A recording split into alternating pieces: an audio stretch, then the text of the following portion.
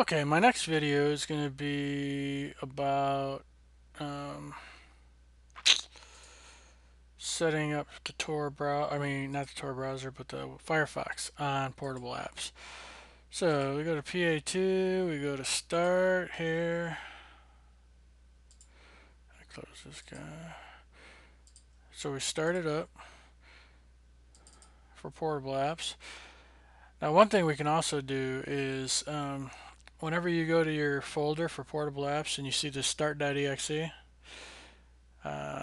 can right click it and say pin to taskbar. That way it'll show up down here.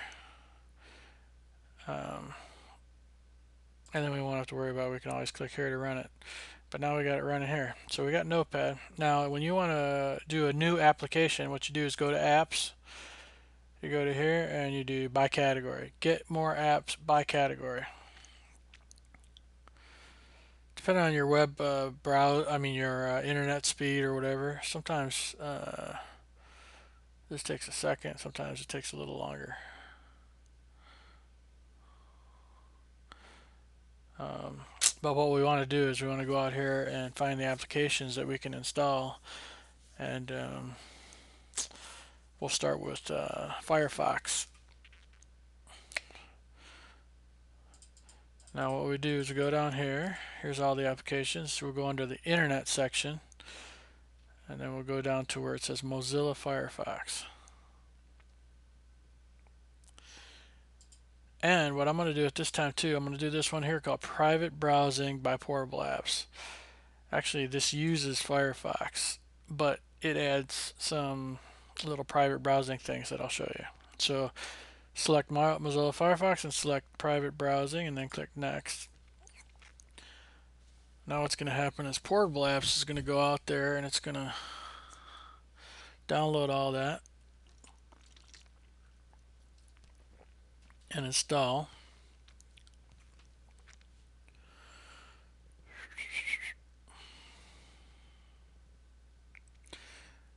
And depending on your internet speed, it should download and install pretty fast. I mean, mine's pretty fast, so I don't know.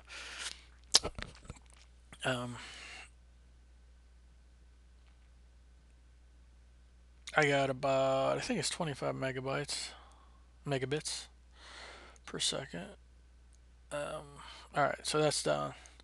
So you click finish. Now you can go back here and you can see it put in a Mozilla Firefox and it put in a private browsing. So I'll do the Mozilla Firefox one just to show you what it is.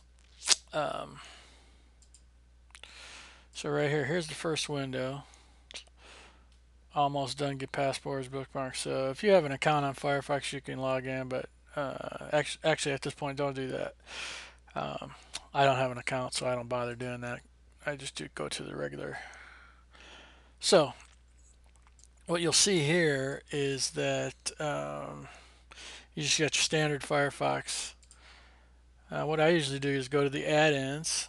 You check out the extensions, and you'll see that there's no extensions here. Okay. So this is just standard Firefox with no extensions and kind of ready to go. But let's go over here and we'll go to private browsing instead. I'll show you what that does. It's going to use the same instance of Firefox, but what you'll see here is it's set it up to where it does not save visited pages, does not save searches, does not save cookies, and does not save temporary files, right? It'll save your bookmarks and it'll save your downloads, but basically all this other stuff it's not going to do. Some websites using trackers, so it's got tracker protection also. So this is better for you, so it's not going to do all that stuff. So if we go within here and we do add-ons, check extensions, you'll see that it's already got ad block and it's got flash block. They're red, so what you need to do is go here, say check for updates. You can do this one too that says update add-ons automatically. I haven't run into an issue with that, so we can go ahead and do that. And then do check for updates. So it's going to go through, it's going to update, it's going to reinstall, and it's going to get it set up. Now, this flash block here requires a reboot. So let's restart. Not a reboot of the computer, but a reboot of Firefox. So one thing you'll see immediately is that you got this red little thing, and that's ABP, which is called AdBlock Plus. It's a decent blocker. One thing you want to do, what I usually do is I go here. You'll see that it says 11/27/2013 here, and you'll be like, "You're telling me this hasn't updated since 2013?" Well, you know what? It hasn't. So what I'll do is I'll go here. I'll select this one too. No big deal. And then go to Actions and say Update Filters.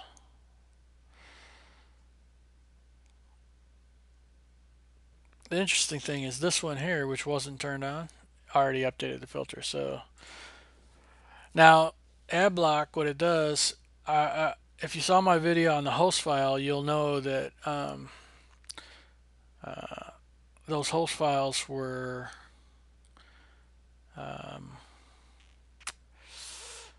those host files do block a lot of ads from different stuff.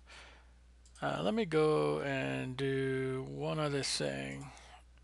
Let's go back here just to Firefox, Mozilla Firefox by itself without the you go here and you see add-ons, and we'll see there's no add-ons, right? So let's say we go to youtube.com.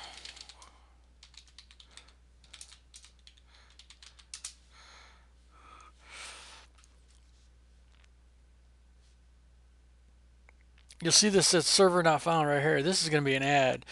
This is being blocked by your host file that we put in. So if you saw the previous host file, you'll see that it blocked that guy.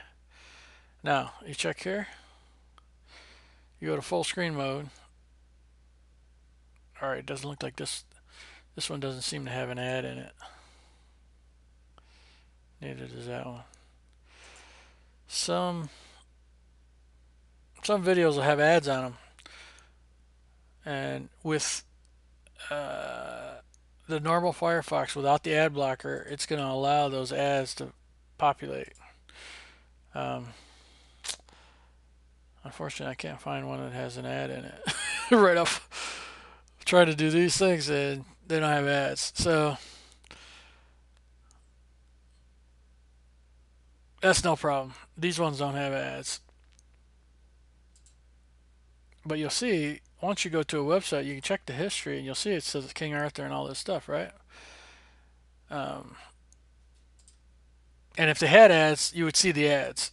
But now if we go to the private browsing, we can do the same thing. We go to youtube.com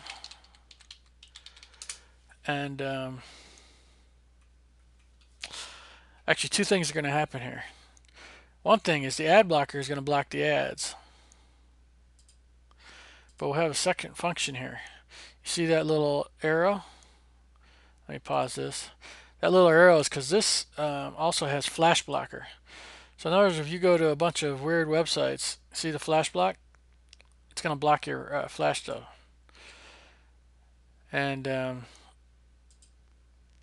which is good because you don't really want your flash to start running on any window, on any program. But what we'll do here is you customize, and you see flash block. There's flash block right there. Drag that baby up here and put it on your bar, and you exit customize. So what we'll see here is you'll see that it still has that button, but you can go here and you can say allow flash from this site. So what that's going to do is refresh the window. It's going to allow it to run. So it's not going to ask you anymore, or it's not going to have that little arrow in the middle anymore. And obviously with the ad blocker, it's going to block all the ads that come through too. So now we go here and we go to the history also. Nothing. This private browser, what it does, like I said before, is it blocks your histories, blocks your cookies, blocks. So all the garbage that some of these websites try to stick in your browser, it's going to block those, which is kind of helpful. So we got Ad Block Plus, which is going to block all your ads from all these web pages, which people who sell are a lot of people that make money off their YouTube pages probably don't like this because it blocks the ads off the YouTube page. But for people that are very much annoyed from all the ads that pop up, this is a lifesaver.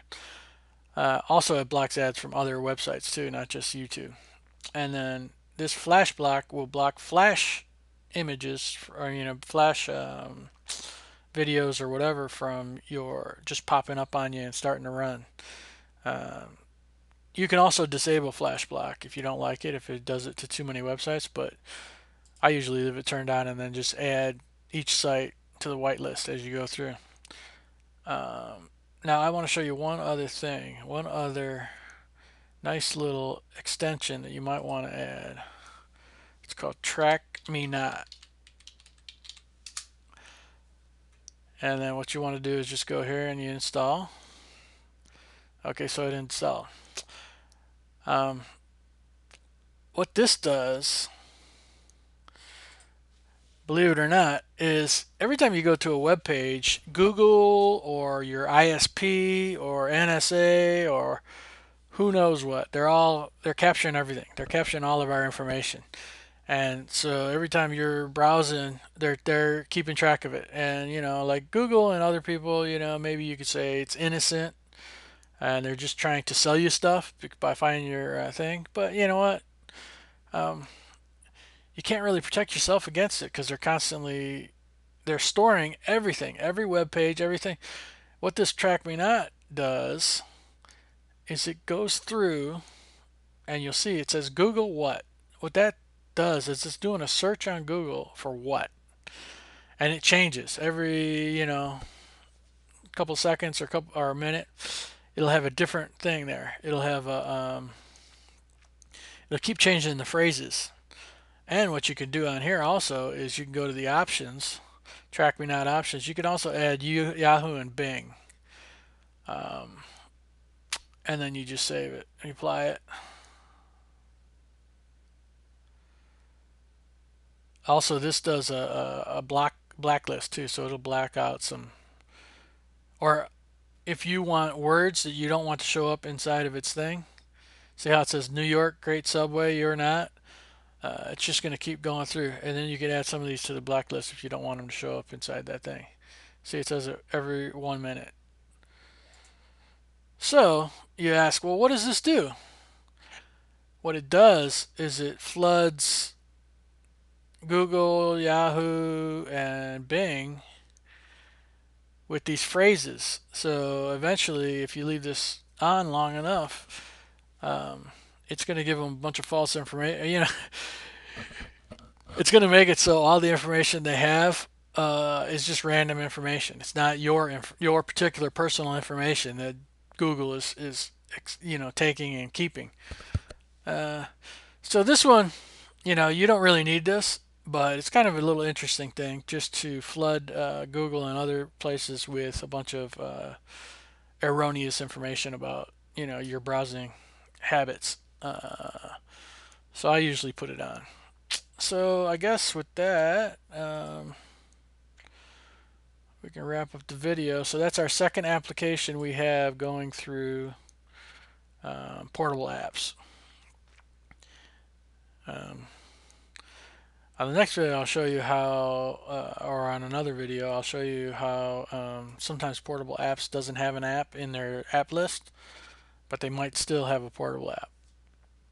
All right, thanks a lot. Bye.